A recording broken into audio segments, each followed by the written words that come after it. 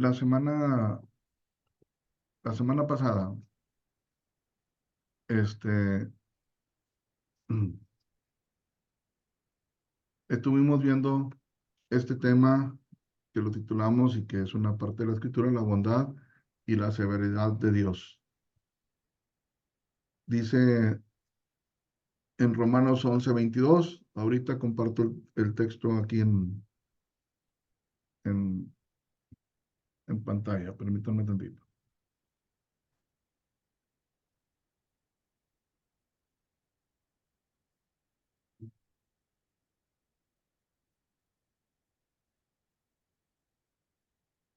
Bien, vamos a ver.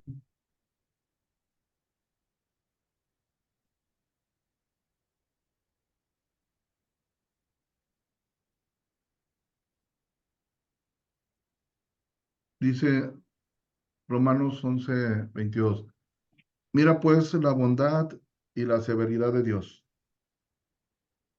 La severidad ciertamente para con los que cayeron, pero la bondad para contigo si permaneces en esa bondad, pues de otra manera tú también serás cortado.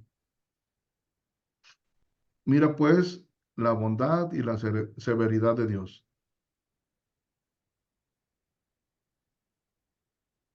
Voy a estar en esta ocasión entrando y saliendo de la pantalla para poder no tener que apoyarme aquí en mi teléfono. La semana pasada hablamos acerca de la bondad de Dios, cómo Él en su misericordia nos busca para que nos reconciliemos con Él. Nos provee muchos medios para que esto se pueda lograr. Vimos a través de la escritura cómo es que Él piensa en nosotros, cómo nos visita, cómo nos manda personas para que nos compartan el verdadero evangelio, etcétera. Pero hoy nos vamos a enfocar a la segunda parte, que viene siendo ver la severidad de Dios. ¿Por qué? Porque es lo que la misma palabra nos ordena que veamos. Porque la misma escritura nos pide que analicemos, que estemos conscientes de esta dualidad del carácter y de la personalidad de Dios. Y ambas cosas, tanto su bondad como su severidad, nos irradian y nos comparten, nos dejan ver el amor y el interés profundo que existe en Dios para lograr que nos rindamos a Él, para que nos entreguemos a su bendita voluntad y que permanezcamos hasta el fin firmes, para alcanzar el objetivo final de estar de pie delante de Él. Como dice un pasaje en la Escritura, el que persevere hasta el fin, este será salvo. Según el texto que acabamos de compartir, el texto en Romanos 11:22, en el que nos estamos apoyando, dice claramente que la severidad ciertamente para con los que cayeron, pero la verdad para contigo, si permaneces en esa bondad, pues de otra manera tú también serás cortado. Para el que deja de permanecer en su bondad, la promesa aquí es ser cortado.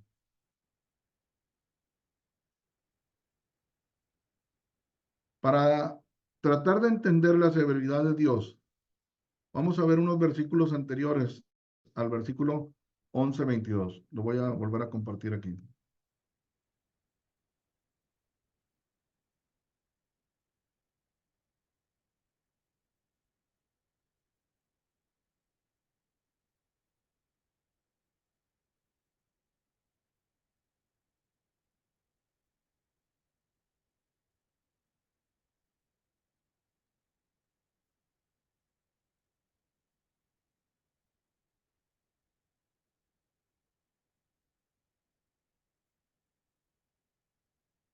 en el versículo 20 del capítulo 11,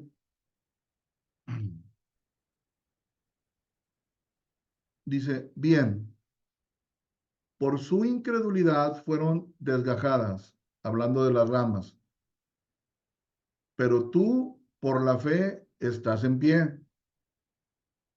No te ensoberbezcas, sino teme. Y en el versículo 21, porque si Dios no perdonó a las ramas naturales, a ti tampoco te perdonará. Y aquí, en estos dos versículos, en el 20 y en el 21, obviamente lo que queremos entender es la severidad de Dios, porque es lo que la misma escritura nos está pidiendo. Dice, bien, por su incredulidad, fueron desgajados, o sea, fueron cortados. Ahí habla de un pueblo el cual tenía la promesa, lo compara como ramas naturales, ¿verdad? Pero esas ramas fueron cortadas y después la gente que no tenía directamente la promesa, los gentiles, los compara como ramas que fueron injertadas en el árbol. Aquí en la incredulidad es lo primero que vemos, la incredulidad. La incredulidad los llevó a que Dios tomara esa decisión de cortarlos. La incredulidad es no creer al Evangelio de Cristo. Es no creer que a través del arrepentimiento de todos tus pecados y una fe sencilla y sincera, una fe plena, total en su sacrificio, es suficiente para que tu deuda sea perdonada. También la incredulidad es despreciar la palabra de Dios, no tomar en cuenta todo lo que dice la escritura. Y aquí te pongo un ejemplo y te pregunto, por ejemplo, los que somos padres de familia, ¿a ti te gustaría que tus hijos te hagan caso solo en algunas cosas o en todo? Otro ejemplo, bien, imaginémonos que en tu trabajo tienes bajo tu mando un X número de personas. ¿Te sientes bien que te obedezcan alguna de tus instrucciones o quieres que en todo te hagan caso? Incredulidad, no creer. Hay personas que dicen o inclusive se apoyan en textos bíblicos, se apoyan, por ejemplo, en la bondad, en la benevolencia de Dios, en su misericordia, y todo esto está bien, pero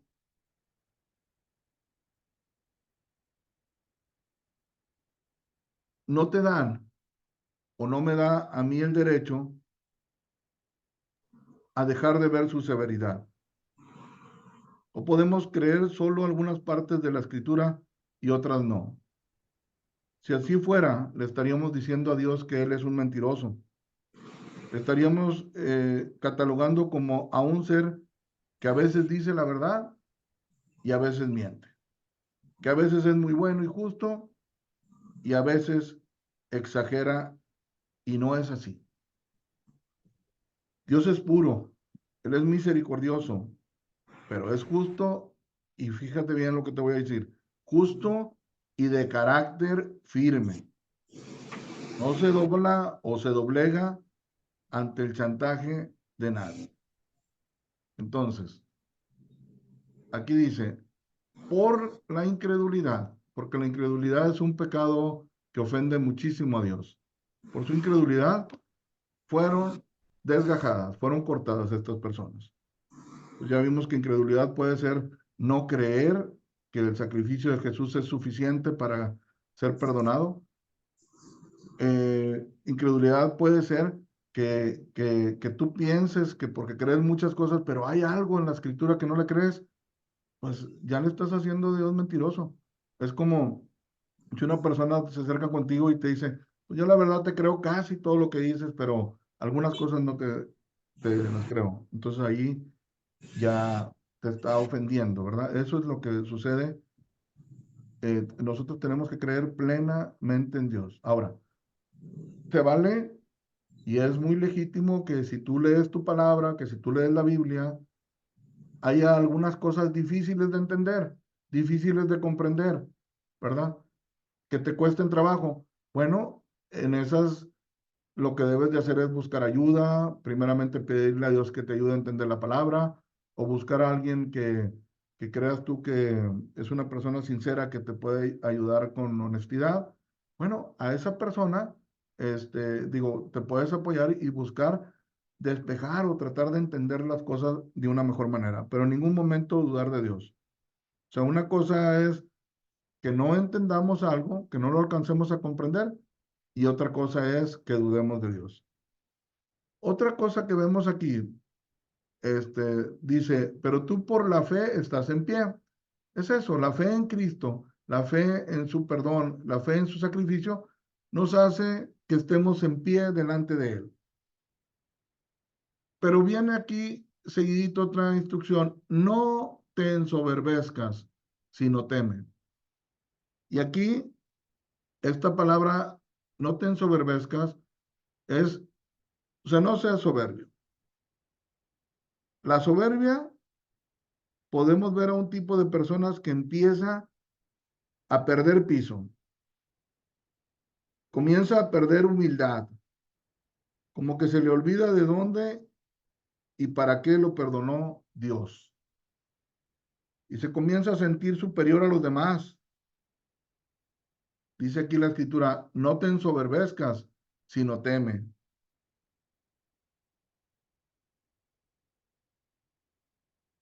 Está bien que estés gozoso de que Dios te perdone, pero ese gozo te debe llevar a que anheles que otros conozcan de Él. El ensoberbecerte te lleva a sentirte mejor y a compararte con los demás, a ver a los demás como inferiores en cierta manera, como burlándote o jactándose de que tienes algo que ellos no tienen. Entonces aquí te dice claramente la escritura, no te ensoberbezcas, sino más bien teme. Y este es otro punto. Te da la instrucción aquí, teme. La falta de temor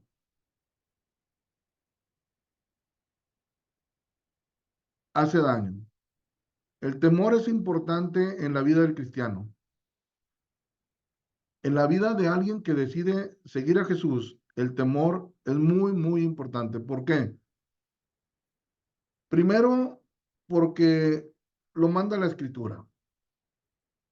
Y aquí quiero aclarar que no está hablando de un temor de que si me perdonó o no me perdonó Dios, de que si me visitó o no me visitó, de que si piensa en mí o no piensa en mí.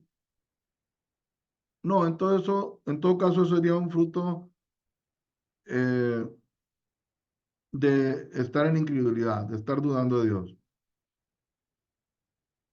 Aquí el temor es una actitud de estar conscientes del carácter de Dios, de sus promesas. ¿Cuáles? Aquellas promesas que nos advierten también de su carácter severo, de las consecuencias a la desobediencia, del desprecio a su palabra. Tenemos que conducirnos con temor delante de Él. Y luego te dice ya en el 21, porque si Dios no perdonó a las ramas naturales, esta aseveración aquí de Pablo, a ti tampoco te perdonará. El tener un desentendimiento de que Dios te puede quitar lo que has recibido si tú te das para atrás a tu compromiso con Él. Fíjate, dice, porque si Dios no perdonó a las ramas naturales, a ti tampoco te perdonará. Esta aseveración del apóstol Pablo a mucha gente no le gusta. Esto es un ejemplo de lo que les mencioné en el tema de la incredulidad. No creen que esto pueda suceder. Y yo digo, ¿por qué darle tantas vueltas al asunto? ¿Por qué no creer? ¿Que acaso esto no está tan claro como el agua? ¿Que acaso no está claro que dice aquí que si Dios no perdonó las ramas naturales, que cayeron en incredulidad, que perdieron su fe, que se ensoberbecieron, que dejaron de tener temor, ¿qué acaso no está claro que dice que si a otras personas no las perdonó, a nosotros tampoco nos va a perdonar?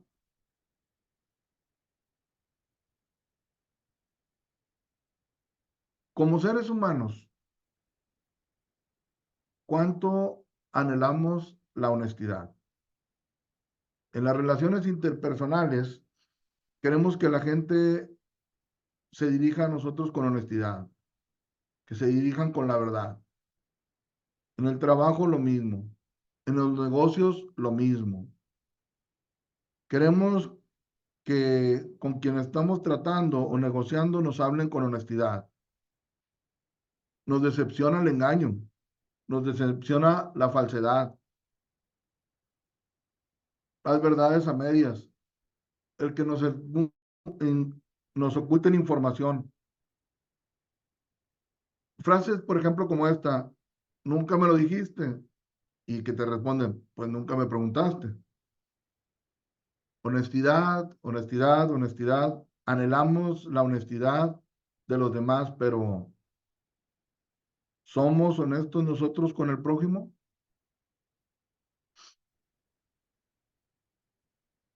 Me sorprende de cómo el apóstol Pablo, en su interés de bendecir a los demás, habla con total honestidad acerca del carácter de Dios. Nos habla de la severidad de Dios. Para este tema de la severidad de Dios, yo quiero que podamos echar un vistazo a la vida del apóstol Pablo para poder entender por qué habla así a la gente. Pareciera que está hablando un mensaje de condenación, pero no es así.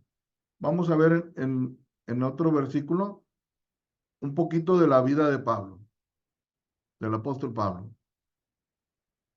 Dice aquí, verdad digo en Cristo, no miento, y mi conciencia me da testimonio en el Espíritu Santo. Fíjense bien lo que dice aquí, que tengo gran tristeza y continuo dolor en mi corazón, porque deseara yo mismo ser anatema, separado de Cristo, por amor a mis hermanos, los que son mis parientes según la carne.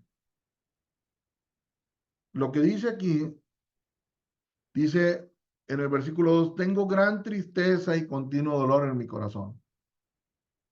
Pablo era una persona que decía, si fuera necesario estar separado de Cristo, no importa, por amor a mis hermanos, los que son mis parientes según la carne.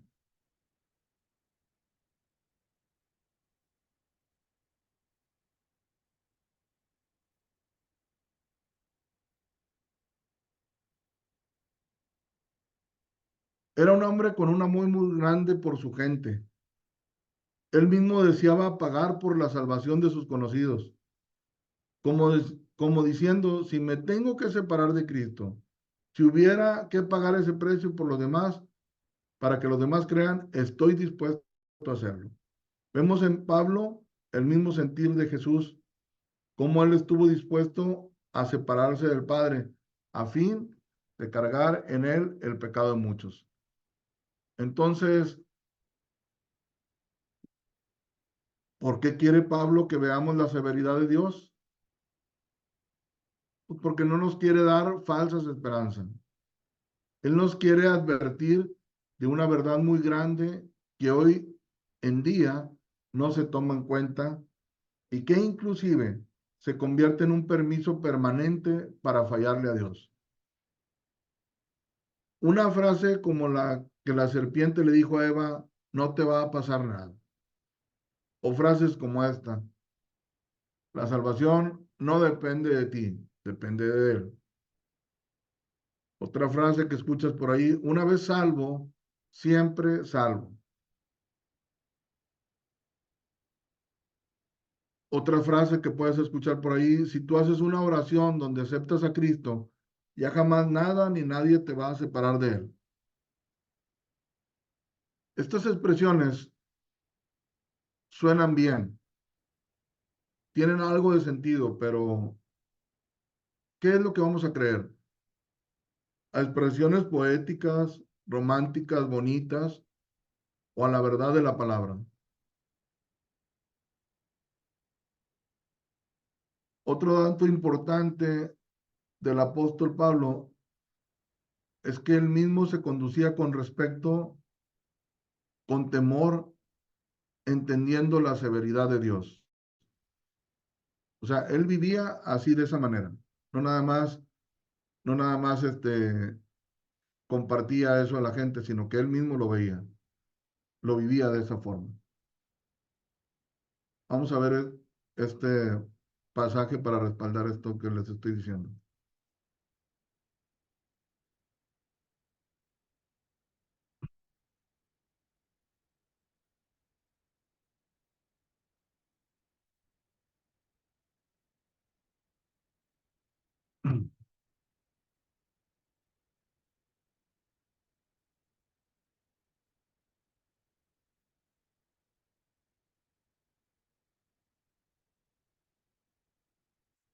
Bien, no pude poner aquí el texto, pero se los voy a leer. En 1 Corintios 9, 24 al 27, dice, ¿no sabéis que los que corren en el estadio, todos a la verdad corren, pero uno solo se lleva el premio? Corred de tal manera que lo obtengáis. Dice, todo aquel que lucha, de todo se abstiene. Ellos a la verdad para recibir una corona corruptible, pero nosotros una incorruptible.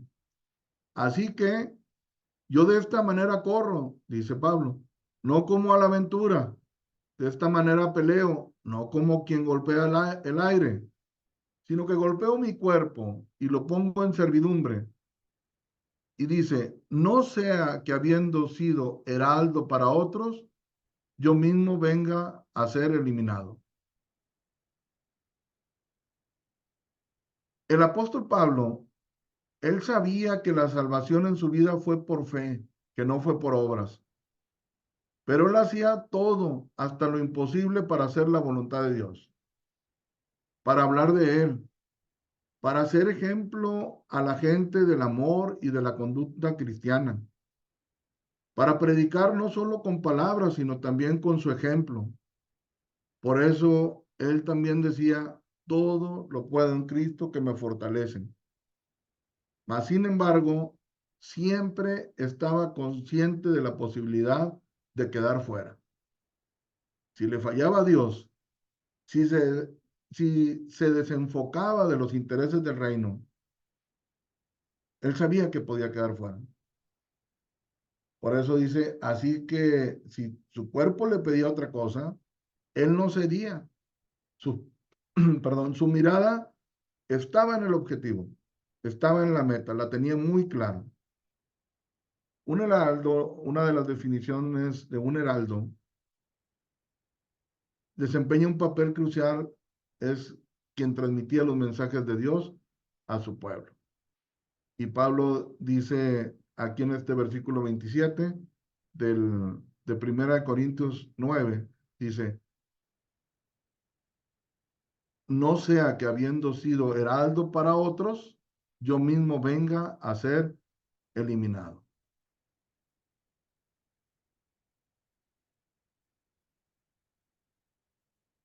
Por su incredulidad fueron desgajados, pero tú por la fe estás en pie.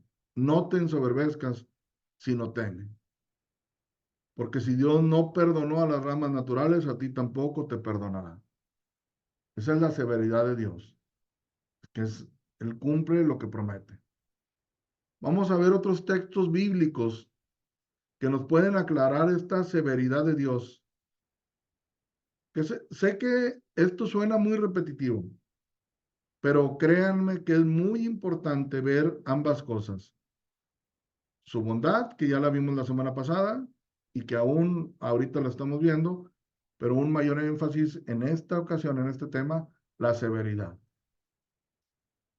Vamos a ver 2 de Timoteo 2, del versículo 11 al 13.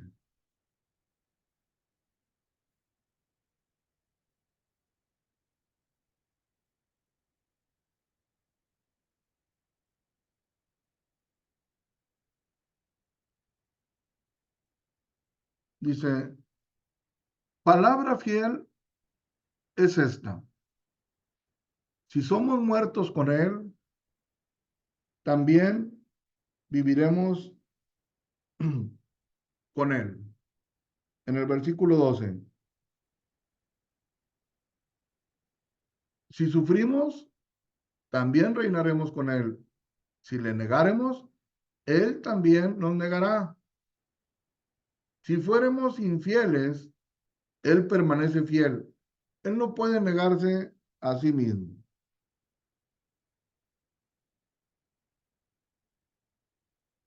Mucha gente utiliza este versículo de la Biblia para justificar que si yo le soy infiel a Dios, Él de todas maneras va a ser fiel conmigo. Si soy incrédulo, si me ensoberbezco, si no tengo temor reverente a Dios, no importa. Yo soy infiel, Él es fiel. Eso es lo que dice la gente, eso es lo que piensa. Y yo pregunto, ¿realmente es esto cierto? ¿Realmente esto quiere decir este texto? Vamos a analizarlo. Primero, en el versículo 11 nos aclara que esto que vamos a leer es palabra fiel, pura y verdadera. Lo primerito que dice, esto es una palabra fiel.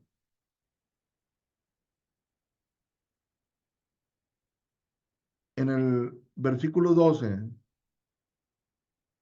nos dice que si nosotros lo negamos, Él también nos va a negar. Tercero, dice que Él no es igual a nosotros. Él no falla, Él es fiel. ¿Fiel a qué? A cumplir su palabra. ¿Cuál palabra? La que hice en los versículos anteriores. Lo voy a explicar porque esto es muy importante, porque esto para muchos es una confusión, para muchos piensan, si yo puedo ser infiel, no importa, él permanece fiel, ¿verdad?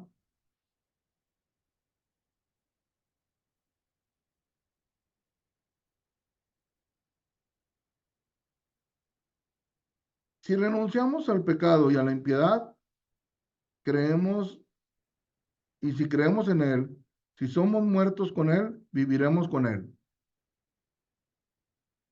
¿verdad? Si somos muertos con él porque renunciamos al pecado, renunciamos a las cosas malas, también viviremos con él.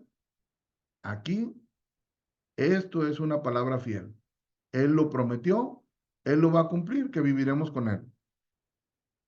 Si sufrimos a causa de ser cristianos, si sufrimos por obedecer a la verdad, si sufrimos, hay mucha gente en diferentes partes del mundo que por el hecho de ser cristianos padecen, que son perseguidos. No solamente sufren una burla de que le digan el hermanito o el aleluya, sino que realmente los despojan de todos sus bienes, los torturan. Bueno, dice, si sufrimos, también reinaremos con él. Esto que dice, también reinaremos con él, es una promesa.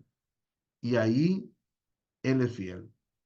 Y dice, si le negáremos, él también nos negará. Él nos va a negar. Entonces, a esta promesa, a esto se refiere que él permanece fiel. ¿Fiel a qué? a que reinaremos con Él, a que viviremos con Él, o en un dado caso, si nosotros le negamos, Él es fiel a cumplir esta promesa que Él también nos va a negar. Dice, si fuéramos infieles, Él permanece fiel. Él no puede negarse a sí mismo. O sea, Él no puede cambiar, él es firme, Él es de carácter, Él es, eh, él es bondadoso, pero también es severo y va a cumplir. A esto se refiere. No se refiere aquí a que nosotros podemos fallar, podemos estarle siendo infieles y Él como quiera nos va a ayudar al final. No, no se refiere a eso. Se refiere fidelidad a cumplir todo lo que está aquí prometiendo.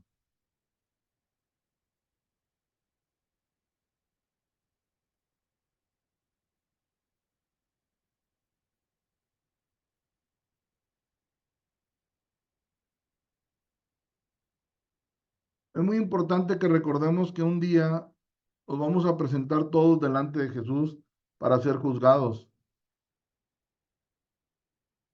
Y en ese juicio, unos serán librados de la condenación eterna, serán librados del infierno por el hecho de que obedecieron el Evangelio, porque creyeron en el Evangelio, se arrepintieron, creyeron en el sacrificio de Jesús como la única manera para alcanzar el perdón.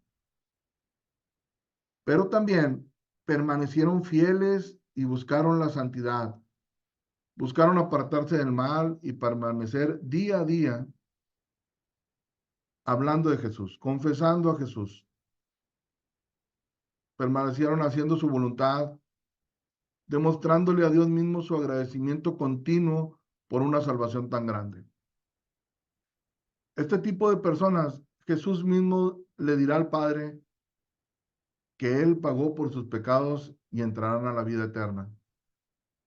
Pero también, en ese día del juicio, otros se sorprenderán y serán negados por Jesús. Les dirá Jesús al Padre que no los conoce y serán lanzados al lago de fuego y azufre. Les voy a compartir otro versículo para poder respaldar esto que les estoy hablando.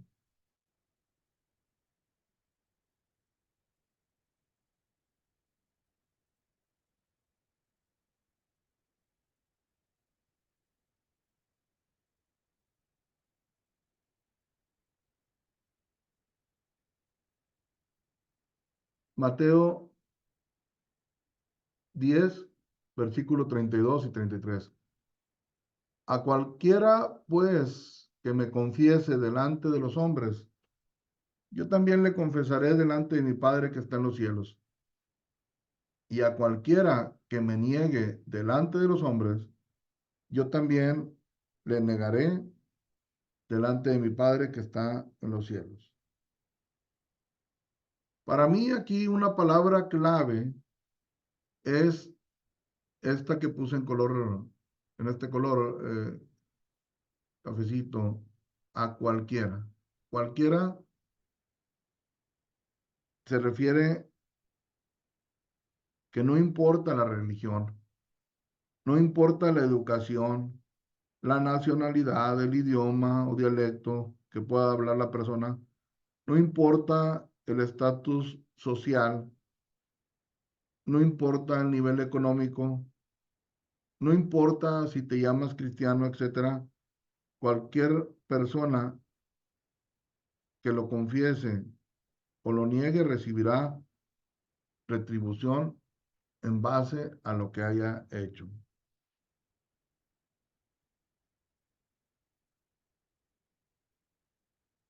Ahora, déjame entender, podrán decir algunos, entonces lo que yo tengo que hacer es simplemente confesar que Jesús es Dios, que Jesús es el Señor, y ya con eso garantizo la entrada al cielo, porque dice aquí que el que me confesara delante de mi Padre, que está en los cielos, yo también le confesaré, y el que me niegue, yo también le negaré. La pregunta es, lo que yo debo de hacer es creer en el Evangelio y después simplemente a cualquiera que encuentre por ahí o me pregunte le diga, yo creo que Jesús es el Señor. Bueno, la respuesta es no. Se tiene que ser congruente con lo que se profesa, con lo que se confiesa. Negar al Señor no es solo decir claramente que Dios no existe o que Jesús no es Dios. No es solo esto. Una persona puede predicar, puede hablar de Jesús, puede leer la Biblia, puede orar y puede hacer tantas cosas, pero si su manera de vivir no es congruente a lo que dice, entonces es una manera de negar a Dios. Y dice aquí, a cualquiera que me niegue, yo también le negaré. Recordemos que esta es palabra fiel y verdadera. Ahora, ¿en qué me baso para decir esto?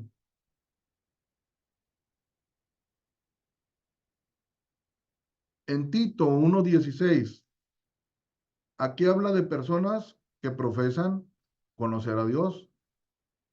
Dice aquí, profesan conocer a Dios, pero con los hechos lo niegan. Con la manera de vivir lo niegan. Con sus conductas, con su incredulidad, lo niegan. Con ensoberbecerse, lo niegan. Y son abominables y rebeldes. Y son reprobados en cuanto a toda buena obra. Entonces, esto también es muy importante.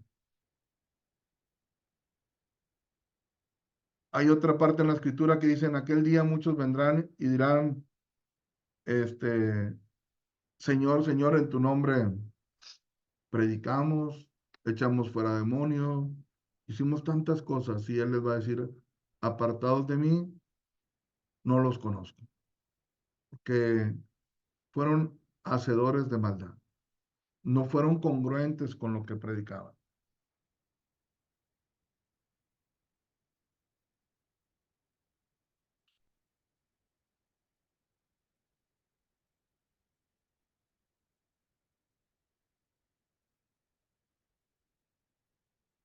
Al leer esto, en este de los últimos versículos que profesan conocer a Dios, pero con los hechos nos niegan, nos damos cuenta cómo Dios todo lo tiene contemplado y en su amor tan grande nos deja ver cómo vamos a ser juzgados, qué es lo que Él va a tomar en cuenta. Mirar la severidad de Dios es creer que si Él promete un castigo, lo va a cumplir. Que si Él promete arrancarte de la raíz porque entras o entro en soberbia y en falta de temor, volviendo a una vida de pecado, Él lo va a hacer. Ver la severidad de Dios es creer que si tú o yo predicamos, hablamos de Jesús, pero no vivimos acorde a su voluntad, entonces es igual o peor que negar su existencia y seremos negados por Él. Pero también recuerda lo que dice el texto, por la fe, por la fe estás en pie. Hay que permanecer en esa bondad.